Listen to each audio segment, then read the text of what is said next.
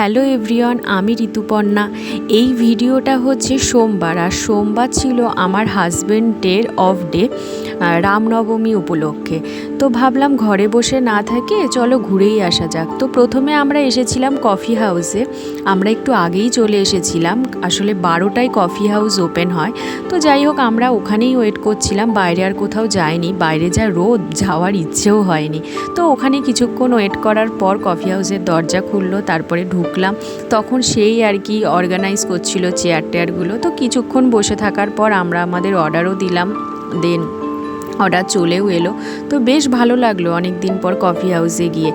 এই নিয়ে আমি দুবার এলাম কফি হাউসে। প্রথম এসেছিলাম আমি আমার এক বান্ধবীর সাথে, আর এই প্রথম আমি আমার হাজব্যান্ডের সাথে এলাম।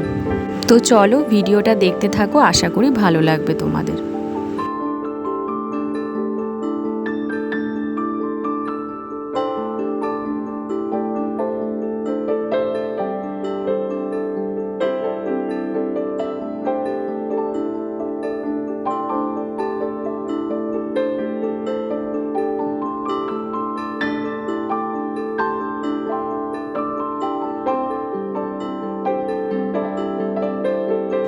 কফি হাউস থেকে বেরিয়ে আমরা সোজা চলে এসেছিলাম প্যারামাউন্টে।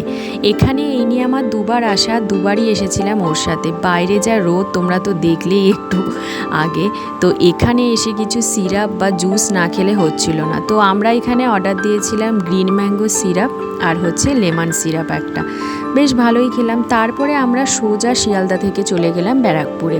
প্রথমে ঢুকে ব্যারাকপুরে স্টাইল বাজারে, ওখানে ঢুকে একটু শপিং করে দেন আমরা সোজা ঢুকে গেলাম দাদা বৌদির হোটেলে। আমাদের প্রথমে ইচ্ছাই ছিল আজকে আমরা দাদা বৌদি হোটেল থেকে লাঞ্চটা করব, বিরিয়ানি খাবো। আসলে দাদা বৌদির এই ব্যারাকপুরের দাদা বৌদি থেকে আমার এই প্রথমই বিরিয়ানি খাওয়া। সোদপুরেরটা ট্রাই করেছি। তো এই বিরিয়ানি নিয়ে তো কিছু বলারই নেই, তাও যদি হয় আবার দাদা বৌদির বিরিয়ানি। চলো এই ভিডিওটা আমি আজকে এখানেই শেষ করলাম। লাস্টে আমি সব ফটো অ্যাটাচ করে দিয়েছি, যা যা সেদিন সকাল থেকে দুপুর অবধি আমরা খেয়েছিলাম। তো চলো টাটা, সবাই ভালো থেকো।